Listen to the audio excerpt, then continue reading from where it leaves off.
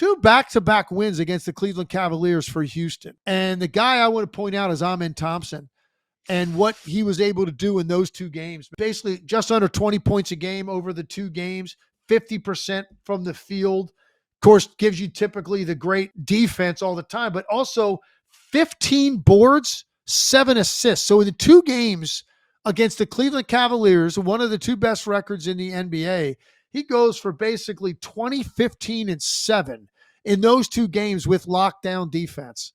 I'm very curious to see as his career progresses, if he adds a little bit more to his handle and his ability to shoot the basketball with range.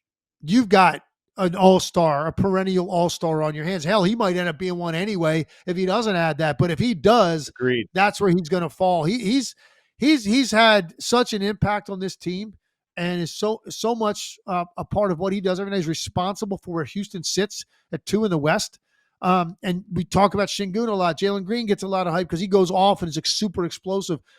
Thompson is just this rock every night, man, that's getting it done. And does it without ever cracking the look on his face, which is the most stoic face you're ever going to see on a basketball court, which I love too. He's all business. I'm going to go further than you, man, because he's already scoring and assisting without the things you're talking about. Because I agree with you. Like, there's a lot of headroom for him. That's what's exciting. But I had Kevin O'Connor over on the show on Friday, and we did future MVP rankings.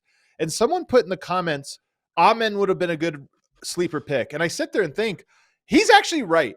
When I look at this team, Thompson does remind you of like early era Kawhi Leonard in some ways, where it was impossible to project Kawhi would become as deadly as a mid-range shooter as he was if you just watched him coming out of the draft. But I watch him and I go, he has everything. He's a monster defender. He's a super athlete. He has great feel for the game. He's made of the right stuff. He's unselfish and has a high IQ. The shot is the thing holding him back. And I'm not saying he will get it, but I watch that team and he's my favorite player on there. If I had to pick one guy on their roster, one young guy, Jalen Green, Şengün, all those guys, Thompson would be the guy I would pick.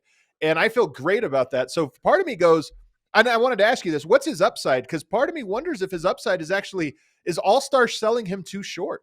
Yeah, I think upside is, and again, you're talking about a player that's 21 years old. So if you're talking about upside when he hits his prime, 24, 25, 26, like that's when it really all comes together, is I think an all-league caliber player. I don't know the way that MVPs traditionally have gone.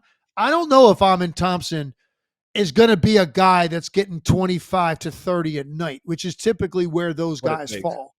Yeah. I think that might be a little bit high for him, but he might be a dude that's giving you 21 and 12 with 7 dimes and is up for Defensive Player of the Year.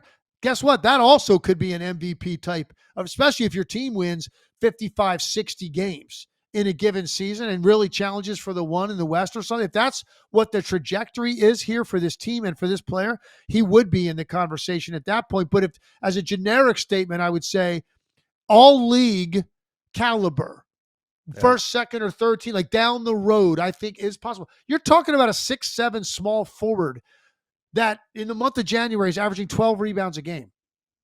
You know, you're talking about a guy put in the top 5 in the league in rebounding as a wiry, thin 6'7" 3.